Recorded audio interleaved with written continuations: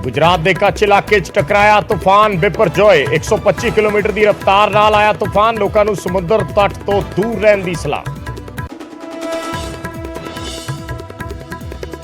पागल शब्द नूं लैके सुखबीर बादल ते सीएम मान विचाले वार पलटवार। हुण सुखबीर ने तंज भरे लहजे च सीएम नूं कहा साहिब, पर नाल ही कानून व्यवस्था ते दिल्ली के दखल नूं लैके चक्के सवाल। सीएम नूं पागल कहण ते मंत्री हरजोत बैंस वल्लों कीते ट्वीट ते विवाद। सीएम की तुलना महाराजा रणजीत सिंह नाल करन ते अकाली दल ने जताया करड़ा इतराज। वलटोआ बोले बैंस का बयान किसी गुनाह तो घट नहीं। दिल्ली च केंद्रीय शहरी विकास मंत्री हरदीप पुरी नूं मिले सीएम मान। पंजाब के शहरों नूं लैके कीती चर्चा। स्मार्ट सिटी प्रोजेक्ट च मोहाली नूं शामिल करन दी कीती मांग। जथेदार बदले जाण दीआं चर्चावां विचाले एसजीपीसी ने बुलाई एमरजेंसी मीटिंग। कल 11 बजे अमृतसर च होएगी अंतरिम कमेटी की अहम बैठक। वड्डा सवाल की अकाल तख्त साहिब नूं मिलणगे नवे जथेदार। लुधियाना लुटकांड च 75 लाख रुपए की हुई होर रिकवरी। मुलजम मनजिंदर मनी दे घरों सैप्टिक टैंक चों मिले 50 लाख रुपए। नरिंदर तो भी रिकवर होए 25 लाख रुपए। फरार मुलजमां दे दक्षिणी भारत च होण दे इनपुट। एनआरआई वालों कोठी ते कब्जे के इल्जामां ते एमएलए माणूके ने दी सफाई। क्या मैं किराए ते लई सी कोठी। इल्जामां तो बाद तुरंत की खाली। झूठे इल्जाम लाउण वालियां ते करांगे मानहानि का दावा। दिल्ली पुलिस ने ब्रजभूषण खिलाफ दाखिल की चार्जशीट। छेड़छाड़ ते स्टॉकिंग के इल्जामां हेठ बनाया मुलजम, पर पॉक्सो के मामले च कैंसलेशन रिपोर्ट दायर। किसान लीडर गुरनाम सिंह चनूनी जेल तो हुए रिहा। 9 साथियों समेत आए बाहर। समर्थकों ने किया स्वागत। अमृतसर पुलिस की लापरवाही टो करके लिजाई जा रही गड्डी पुल की दीवार नाल टकराई। पुल थले खड़ी गड्डी ते डिग्या मलबा। बुरी तरह नुकसानी गई कार।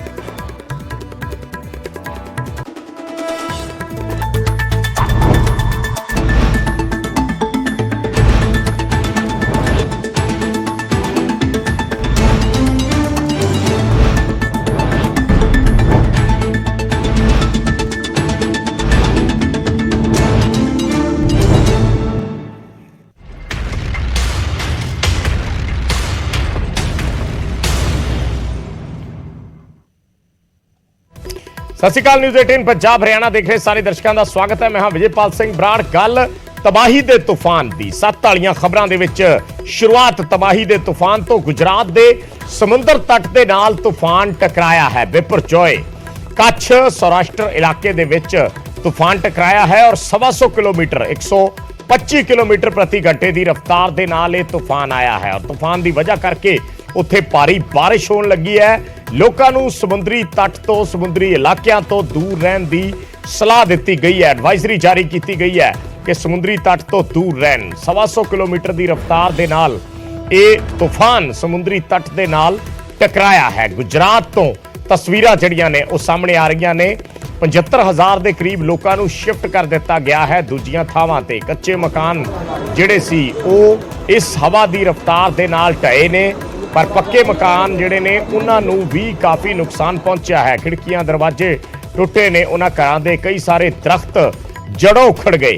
सो तूफान जिहड़ा है सवेर तो हौली हौली हौली हौली वधदी हवा शाम तक काफ़ी तेज हो गई सी। हुण तो करीब 2 घंटे पहला लगातार हवा की रफ्तार है जिहड़ी वो वध चुकी सी। ते हुण जिहड़ा ये चक्रवात है तूफान है बिपरजॉय ये गुजरात के समुद्र तट के नाल टकराया है। तो लोगों को इस इलाके तो दूर रहने की सलाह दी गई है। हुण हौली हौली इस तूफान की जिहड़ी गति है वो हौली हौली नियंत्रण दे विच आएगी, क्योंकि जलवायु परिवर्तन की वजह के नाल ये तूफान जिहड़े ने वो ज़्यादा आ रहे ने। समुद्र दे विच वड्डियां छल्लां दिखाई दे रही ने और ऐसे विच किसी तरह के नुकसान तो बचन के लिए लोगों को ऐसे इलाके तो ऐसे तट तो दूर रहने की एडवाइजरी जारी की जाती है। तस्वीरों के विच असीं देख सकते हैं किवें वड्डे वड्डे दरख्त उखड़ के सड़कों ते डिगे पे ने, क्योंकि हवा की रफ्तार इन्नी ज़्यादा सी, नाल बारिश हो रही सी कि खड़े होना भी मुश्किल सी। साडे सहयोगी जखो तो तस्वीरां साडे तक पहुँचा रहे ने। ये तस्वीरां थोड़ी देर पहला असीं देख रहे सी जिथे ਇਹ ਦਰਖਤ ਜਿਹੜਾ ਹੈ ਕੁਝ ਦੇਰ ਪਹਿਲਾਂ ਇਹ ਉਸ ਵੇਲੇ ਲੱਗਦਾ ਸੀ ਹੁਣੇ ਡਿੱਗੇਗਾ। ਉਸ ਤੋਂ ਬਾਅਦ ਇਹ ਹੁਣ ਤਸਵੀਰਾਂ ਸਾਹਮਣੇ ਆਈਆਂ ਨੇ ਕਿ ਕਿਸ ਤਰੀਕੇ ਨਾਲ ਇੱਕ ਮਜ਼ਬੂਤ ਇੱਕ ਵੱਡਾ ਦਰਖਤ ਉਖੜ ਕੇ ਸੜਕ ਤੇ ਡਿੱਗ ਪਿਆ। ਵੱਖ-ਵੱਖ ਥਾਵਾਂ ਤੇ ਕਿਤੇ ਸੜਕ ਦੇ ਵਿੱਚ ਟੋਏ ਪੈ ਗਏ, ਕਿਤੇ ਜ਼ਮੀਨ ਧਸ ਗਈ, ਕਿਤੇ ਪਾਣੀ ਜਿਹੜਾ ਹੈ ਸਮੁੰਦਰ ਤੱਟ ਤੋਂ ਵੱਡੀਆਂ ਛੱਲਾਂ ਉਹ ਦਿਖਾਈ ਦਿੱਤੀਆਂ। ਸੋ ਵੱਖ-ਵੱਖ ਥਾਵਾਂ ਤੇ ਇਹ ਤਬਾਹੀ ਦੀਆਂ ਤਸਵੀਰਾਂ ਟੀਵੀ ਸਕਰੀਨ ਤੇ।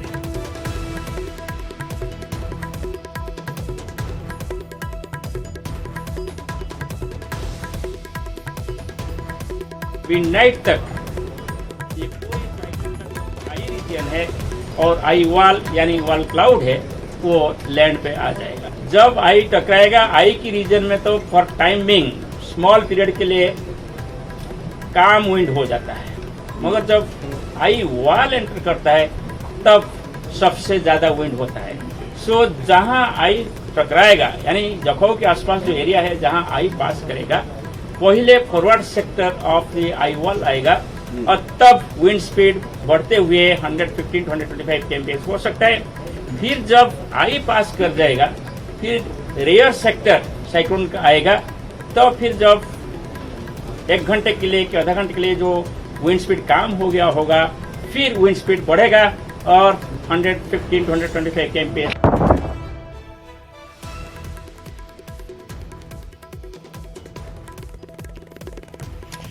ਤਾਂ ਇਹ ਤਬਾਹੀ ਦੀਆਂ ਤਸਵੀਰਾਂ ਨੇ ਕਿਸ ਤਰੀਕੇ ਨਾਲ 125 ਕਿਲੋਮੀਟਰ ਪ੍ਰਤੀ ਘੰਟੇ ਦੀ ਰਫ਼ਤਾਰ ਦੇ ਨਾਲ ਤੂਫਾਨ ਸਮੁੰਦਰੀ ਤੱਟ ਦੇ ਨਾਲ ਟਕਰਾਇਆ ਹੈ। ਬਿਪਰਜੋਏ ਸਵੇਰ ਤੋਂ ਅਸੀਂ ਲਗਾਤਾਰ ਇਸ ਦੀ ਕਵਰੇਜ ਕਰ ਰਹੇ ਹਾਂ। ਸਾਡੇ ਸਹਿਯੋਗੀ ਉੱਥੇ ਮੌਜੂਦ ਨੇ ਜਿਨ੍ਹਾਂ ਨੇ ਲਾਈਵ ਤਸਵੀਰਾਂ ਦਿਖਾਈਆਂ ਨੇ ਇਸ ਤੂਫਾਨ ਦੀਆਂ। ਸੋ ਇਸ ਵੇਲੇ ਇਹ ਤੂਫਾਨ ਜਿਹੜਾ ਹੈ ਸਮੁੰਦਰ ਤੱਟ ਦੇ ਨਾਲ ਟਕਰਾ ਚੁੱਕਿਆ ਔਰ ਹੌਲੀ ਹੌਲੀ ਇਹ ਆਪਣੀ ਜਿਹੜੀ ਆਮ ਸਥਿਤੀ ਦੇ ਵਿੱਚ ਆਏਗਾ, ਕਿਉਂਕਿ ਇੱਕਦਮ ਜਦੋਂ ਤੂਫਾਨ ਟਕਰਾਉਂਦਾ ਤਾਂ ਉਸ ਵੇਲੇ ਹਵਾ ਦੇ ਵਿੱਚ ਜਿਹੜੀ ਹੈ ਤੀਬਰਤਾ ਉਹ ਵੱਧ ਜਾਂਦੀ ਹੈ, ਦਬਾਅ ਵੱਧ ਜਾਂਦਾ ਹੈ ਔਰ ਫਿਰ ਉਸ ਨੂੰ ਨਿਯੰਤਰਣ ਦੇ ਵਿੱਚ ਆਉਣ ਦੇ ਵਿੱਚ ਥੋੜਾ ਸਮਾਂ ਲੱਗਦਾ। ਪਰ ਹੌਲੀ ਹੌਲੀ ਅੱਜ ਰਾਤ ਜਿਵੇਂ ਮਾਹਿਰ ਦੱਸ ਰਹੇ ਨੇ ਕਿ ਅੱਜ ਰਾਤ ਤੱਕ ਇਹ ਹੌਲੀ ਹੌਲੀ ਨਿਯੰਤਰਣ ਦੇ ਵਿੱਚ ਆਏਗਾ, ਪਰ ਉਦੋਂ ਤੱਕ ਲਈ ਲੋਕਾਂ ਨੂੰ ਇਹਨਾਂ ਇਲਾਕਿਆਂ ਤੋਂ ਸਮੁੰਦਰ ਤੱਟ ਤੋਂ ਦੂਰ ਰਹਿਣ ਦੀ ਸਲਾਹ ਦਿੱਤੀ ਗਈ ਹੈ।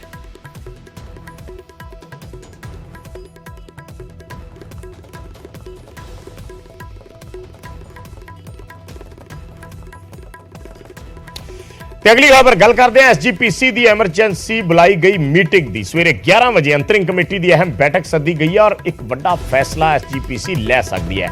ਚਰਚਾਵਾਂ ਜਥੇਦਾਰ ਨੂੰ ਬਦਲੇ ਚਾਹੁੰਦੀਆਂ ਨੇ, ਅਕਾਲ ਤਖਤ ਸਾਹਿਬ ਦੇ ਜਥੇਦਾਰ ਗਿਆਨੀ ਹਰਪ੍ਰੀਤ ਸਿੰਘ ਨੂੰ ਬਦਲੇ ਚਾਹੁੰਦੀਆਂ ਨੇ, ਇਸੇ ਕਰਕੇ ਮੀਟਿੰਗ ਸੱਦੀ ਗਈ ਹੈ। ਇਹ ਚਰਚਾਵਾਂ ਨੇ।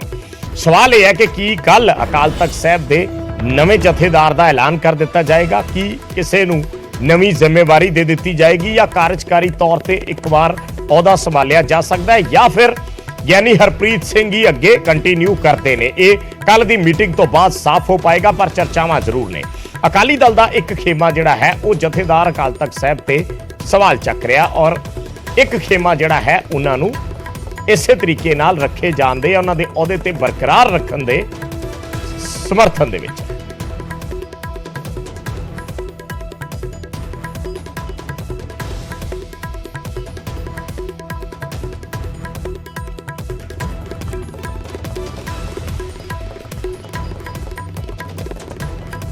ਤਾਂ ਜਥੇਦਾਰ ਅਕਾਲ ਤਖਤ ਸਾਹਿਬ ਨੂੰ ਲੈ ਕੇ ਕਈ ਸਾਰੇ ਸਵਾਲ ਨੇ ਜਿਹੜੇ ਅਕਾਲੀ ਦਲ ਦੇ ਅੰਦਰ ਵੀ ਚੱਲ ਰਹੇ ਨੇ। ਇੱਕ ਪਿਛਲੇ ਦਿਨੀ ਰਾਘਵ ਚੱਡਾ ਦੀ ਮੰਗਣੀ ਦੇ ਵਿੱਚ ਜਥੇਦਾਰ ਸ਼ਾਮਿਲ ਹੋਏ ਸੀ, ਇਹ ਵੀ ਇੱਕ ਸਵਾਲ ਹੈ।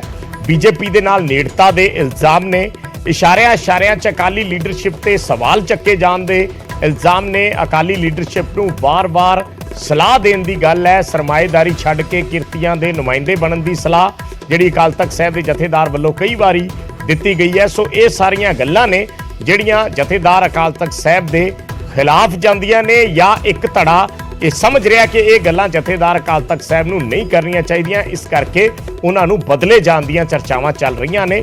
ਸੋ ਇਹ ਹੁਣ ਕੱਲ ਦੀ ਮੀਟਿੰਗ ਦੇ ਵਿੱਚ ਦੇਖਣਾ ਹੋਏਗਾ ਕਿ ਕੀ ਉਹਨਾਂ ਨੂੰ ਬਦਲੇ ਜਾਣ ਦਾ ਫੈਸਲਾ ਲਿਆ ਜਾਂਦਾ ਹੈ ਜਾਂ ਉਹਨਾਂ ਨੂੰ ਹੀ ਬਰਕਰਾਰ ਰੱਖਿਆ ਜਾਂਦਾ ਹੈ। ਜੇ ਬਦਲਿਆ ਗਿਆ ਤਾਂ ਫਿਰ ਜ਼ਿੰਮੇਵਾਰੀ ਕਿਸੇ ਹੋਰ ਸ਼ਖਸੀਅਤ ਨੂੰ ਕਾਰਜਕਾਰੀ ਦੇ ਤੌਰ ਤੇ ਵੀ ਦਿੱਤੀ ਜਾ ਸਕਦੀ ਹੈ ਔਰ ਪੱਕੇ ਜਥੇਦਾਰ ਦੇ ਤੌਰ ਤੇ ਵੀ ਨਿਯੁਕਤੀ ਕੀਤੀ ਜਾ ਸਕਦੀ ਹੈ, ਕਿਉਂਕਿ ਜਥੇਦਾਰ ਗਿਆਨੀ ਹਰਪ੍ਰੀਤ ਸਿੰਘ ਇਸ ਵੇਲੇ ਕਾਰਜਕਾਰੀ ਜਥੇਦਾਰ ਨੇ ਔਰ ਪੱਕੇ ਤੌਰ ਤੇ ਉਹਨਾਂ ਕੋਲੇ ਤਖਤ ਸ੍ਰੀ ਦਮਦਮਾ ਸਾਹਿਬ ਦਾ ਦੇ ਜਥੇਦਾਰ ਦਾ ਅਹੁਦਾ ਹੈ।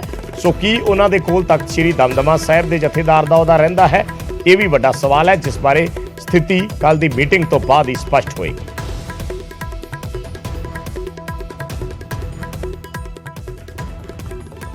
ਤੇ ਹੁਣ ਜ਼ਿਕਰ ਪੰਜਾਬ ਦੀ ਸਿਆਸਤ ਦੇ ਵਿੱਚ ਚੱਲ ਰਹੀ ਬਿਆਨਬਾਜ਼ੀ ਦਾ। 8 ਜੂਨ ਨੂੰ ਸ਼੍ਰੋਮਣੀ ਅਕਾਲੀ ਦਲ ਦੇ ਪ੍ਰਧਾਨ ਸੁਖਬੀਰ ਬਾਦਲ ਵੱਲੋਂ ਦਿੱਤੇ ਬਿਆਨ ਤੇ ਸਿਆਸਤ ਗਰਮਾ ਗਈ।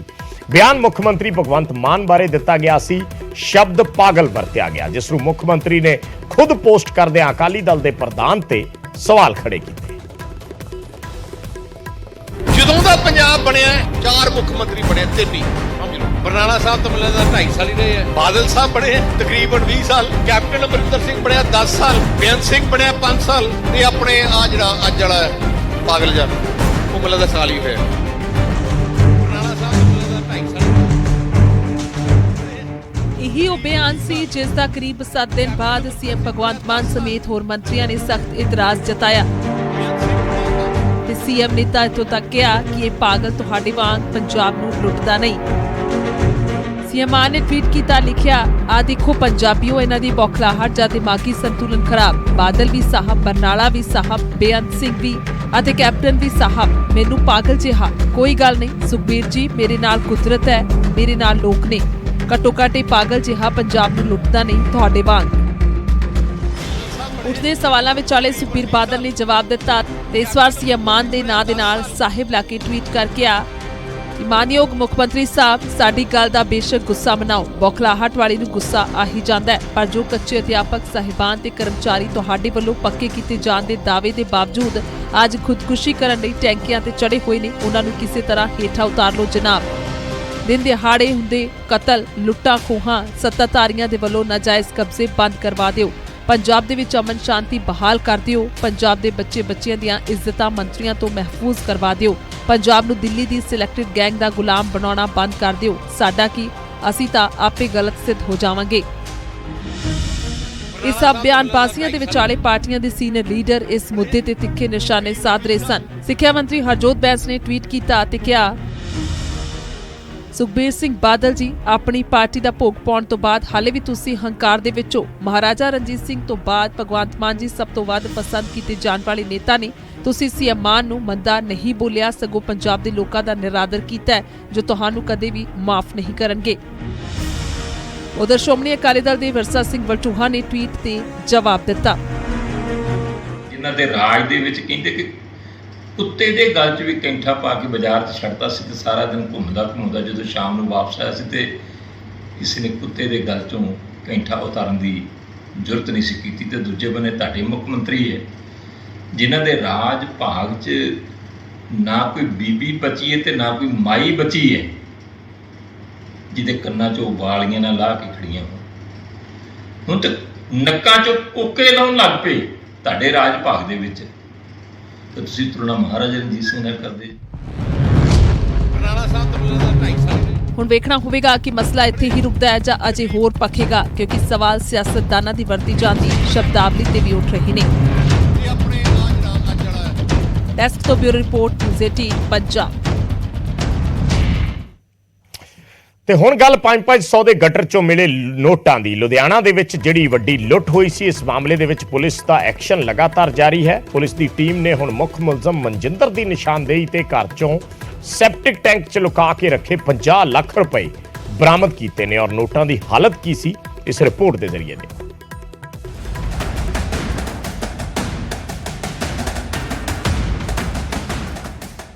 ਲੁਧਿਆਣਾ 'ਚ ਹੋਇਆ ਕਰੋੜਾਂ ਰੁਪਏ ਦਾ ਲੁੱਟਕਾਂਡ ਹੀ ਇੰਨਾ ਵੱਡਾ ਹੈ ਕਿ ਨੋਟਾਂ ਦੀ ਰੋਜ਼ ਬਰਾਮਦਗੀ ਹੋ ਰਹੀ ਹੈ ਤੇ ਹੁਣ ਪੁਲਿਸ ਨੇ 75 ਲੱਖ ਰੁਪਏ ਹੋਰ ਬਰਾਮਦ ਕੀਤੇ ਨੇ।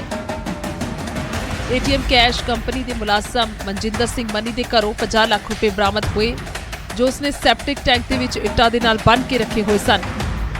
ਪੁਲਿਸ ਦੀ ਟੀਮ ਨੇ ਮਨੀ ਦੇ ਘਰ ਕਾਰਵਾਈ ਕੀਤੀ। ਉਸ ਦੀ ਨਿਸ਼ਾਨਦੇਹੀ ਤੇ ਸੈਪਟਿਕ ਟੈਂਕ 'ਚ ਪਏ 500 ਦੇ ਨੋਟ ਬਾਹਰ ਕੱਢੇ। ਟੀਮ ਨੇ ਗੰਦੇ ਹੋ ਚੁੱਕੇ ਨੋਟਾਂ ਨੂੰ ਪਾਣੀ ਨਾਲ ਸਾਫ਼ ਕੀਤਾ। ਮੁੱਖ ਮੁਲਜ਼ਮ ਮਨੀ ਤੋਂ 1 ਕਰੋੜ ਰੁਪਏ ਪਹਿਲਾਂ ਵੀ ਬਰਾਮਦ ਹੋਏ ਸਨ।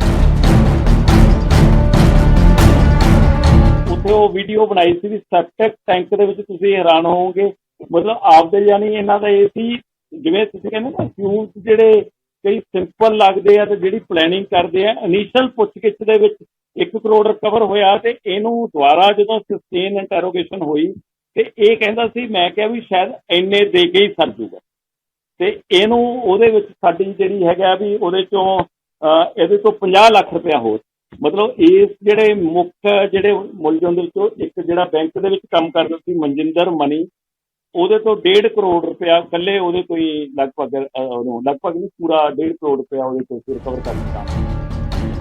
ਇਸ ਦੇ ਨਾਲ ਹੀ ਪੁਲਿਸ ਨੇ ਨਰਿੰਦਰ ਨਾਂ ਦੇ ਮੁਲਜ਼ਮ ਦੀ ਨਿਸ਼ਾਨਦੇਹੀ ਤੇ 25 ਲੱਖ ਰੁਪਏ ਵੀ ਬਰਾਮਦ ਕੀਤੇ, ਜਿਸ ਨੇ ਆਪਣੇ ਘਰ ਦੇ ਸਾਹਮਣੇ ਖਾਲੀ ਪਲਾਟ ਦੇ ਵਿੱਚ ਇਹਨਾਂ ਨੂੰ ਦਬਾ ਕੇ ਰੱਖਿਆ ਸੀ। ਇਸ ਤੋਂ ਪਹਿਲਾਂ 2 ਹੋਰ ਮੁਲਜ਼ਮਾਂ ਤੋਂ ਵੀ 25-25 ਲੱਖ ਰੁਪਏ ਬਰਾਮਦ ਕੀਤੇ ਗਏ ਨੇ। ਉਹਦੇ ਤੋਂ 25 ਲੱਖ ਰੁਪਇਆ ਜਿਹੜੇ ਤਕਰੀਬਨ ਜਿੰਨੇ ਵੀ ਬਾਕੀ ਆ, ਜਿਵੇਂ ਇਹਦੇ ਵਿੱਚੋਂ ਪਹਿਲਾਂ ਪਰਮਜੀਤ ਪੰਮਾ ਫੜਿਆ, ਉਹਦੇ ਤੋਂ ਵੀ 25 ਲੱਖ ਰੁਪਇਆ ਮਿਲਿਆ। ਹਰਪ੍ਰੀਤ ਹੈ ਜਿਹੜਾ, ਉਹਦੇ ਤੋਂ ਵੀ 25 ਲੱਖ ਰੁਪਏ ਦੇ ਕਰੀਬ ਹੋਇਆ ਤੇ ਫਿਰ ਉਹਦੇ ਚੋਂ ਨਰਿੰਦਰ ਹੈਪੀ ਆ, ਉਹਦੇ ਤੋਂ। ਲੁੱਟ ਦੇ ਇਸ ਮਾਮਲੇ ਦੀ ਮੁੱਖ ਮੁਲਜ਼ਮ ਮਨਦੀਪ ਕੌਰ ਅਜੇ ਫਰਾਰ ਹੈ। ਪੁਲਿਸ ਮੁਤਾਬਿਕ ਗ੍ਰਿਫਤਾਰ ਕੀਤੇ ਮਨਜਿੰਦਰ ਮਨੀ ਦੀ ਮਨਦੀਪ ਕੌਰ ਨਾਲ ਦੋਸਤੀ ਸੀ। ਇਸ ਕੇਸ ਦੇ ਵਿੱਚ ਮਨਦੀਪ ਕੌਰ ਨੂੰ ਮੋਨਾ ਕਿਉਂ ਕਿਹਾ ਜਾਂਦਾ ਸੀ, ਇਹ ਵੀ ਪੁਲਿਸ ਨੇ ਦੱਸਿਆ।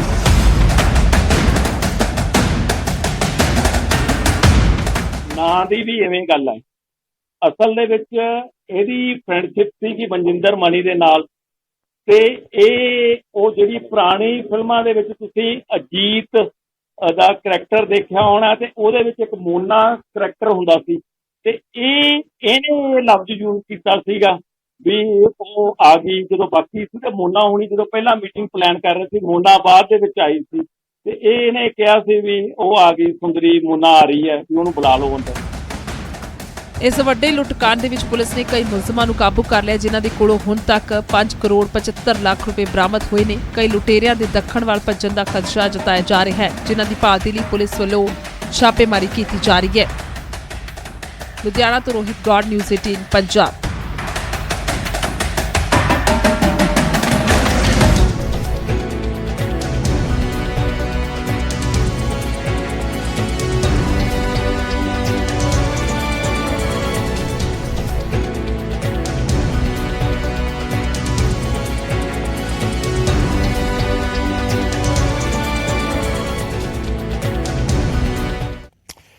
ਨਾਬਾਲਿਗ ਪਹਿਲਵਾਨ ਜਿਨਸੀ ਸ਼ੋਸ਼ਣ ਮਾਮਲੇ 'ਚ ਬ੍ਰਿਜ ਭੂਸ਼ਣ ਨੂੰ ਦਿੱਲੀ ਪੁਲਿਸ ਵੱਲੋਂ ਕਲੀਨ ਚਿੱਟ ਮਿਲ ਗਈ ਹੈ। ਦਿੱਲੀ ਪੁਲਿਸ ਨੇ ਪਟਿਆਲਾ ਹਾਊਸ ਕੋਰਟ ਦੇ ਵਿੱਚ ਕੈਂਸਲੇਸ਼ਨ ਰਿਪੋਰਟ ਦਾਇਰ ਕੀਤੀ ਹੈ, ਜਦਕਿ 6 ਬਾਲਿਗ ਪਹਿਲਵਾਨਾਂ ਨਾਲ ਜਿਨਸੀ ਸ਼ੋਸ਼ਣ ਕੇਸ ਦੇ ਵਿੱਚ ਦਿੱਲੀ ਦੀ ਰਾਉਜ਼ ਐਵੇਨਿਊ ਕੋਰਟ ਦੇ ਵਿੱਚ ਕਰੀਬ 1000 ਪੇਜਾਂ ਦੀ ਚਾਰਜਸ਼ੀਟ ਦਾਖਲ ਕੀਤੀ ਗਈ।